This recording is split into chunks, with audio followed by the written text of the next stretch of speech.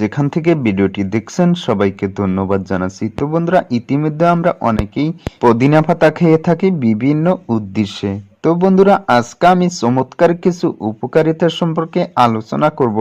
আপনি যে পুদিনা পাতা খাচ্ছেন বিভিন্ন উদ্দেশ্যে, আজকের উপকারিতার সঙ্গে আপনার মিল আছে কিনা জানতে হলে ভিডিওটি প্রথম থেকে শেষ অবধি দেখুন। তো বন্ধুরা, কথা না বাড়িয়ে চলুন মূল আলোচনায় ফিরে যাই। পুদিনা পাতা অ্যাজমার জন্য খুব ভালো কাজ করে। পুদিনা পাতায় রোজমেরিক অ্যাসিড নামের এক ধরনের উপাদান থাকে। এটি প্রাকপ্রদাহী পদার্থ তৈরিতে বাধা দেয়, ফলে অ্যাজমা হয় না। এছাড়াও এ ওষুধি প্রোস্টাসাইক্লিন তৈরিতে বাধা দেয়, তাতে শ্বাসনালী পরিষ্কার থাকে। Anti cancer. পুদিনায় রয়েছে মনোটারপিন নামক উপাদান। এটি স্তন, লিভার এবং প্যানক্রিয়াসে ক্যান্সার হওয়ার প্রতিরোধ করে।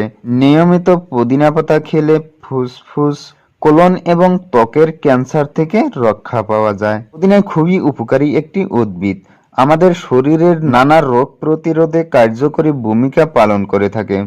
মুখের স্বাদ বাড়াতেও এটি খুব কার্যকর। এছাড়াও আরও যেসব ক্ষেত্রে পুদিনা পাতার ব্যবহার করা যায় তা হলো, পুদিনার তাজা পাতার রস মুখে লাগিয়ে কিছুক্ষণ পর যদি তা ধুয়ে ফেলা যায় তাহলে মুখের তৈলাক্ত ভাব দূর হয়ে যায় ও ব্রণ ওঠাও বন্ধ হয়। পুদিনার পাতা পিষে রস করে তার ভিতর 2-3 ফোঁটা লেবুর রস দিয়ে তা পান করলে ক্লান্তি ভাবও দূর হয়। কোনো কারণে কোনো ব্যক্তি অজ্ঞান হয়ে পড়ে গেলে তার নাকের কাছে কিছু তাজা পুদিনা পাতা ধরুন, দেখবেন জ্ঞান ফিরে পেয়েছে লোকটি। পুদিনা পাতা ভালো করে পিষে তার রস ভালো করে মাথায় ব্যবহার করেন। যাদের চুলে উকুন আছে তারা খুব উপকার পাবেন। শরীরের ব্যথা দূর করতে পুদিনার পাতার চা খুব কাজে দেয়। মাথা ও পেট ব্যথা নিরাময়েও পুদিনা পাতা খুব উপকারী। যাদের মাঝে মাঝে হেঁচকি ওঠে তারা পুদিনা পাতার সঙ্গে গোলমরিচ পিষে তা ছেঁকে নিয়ে রসটুকু পান করুন, দেখবেন হেঁচকি বন্ধ হয়ে গেছে।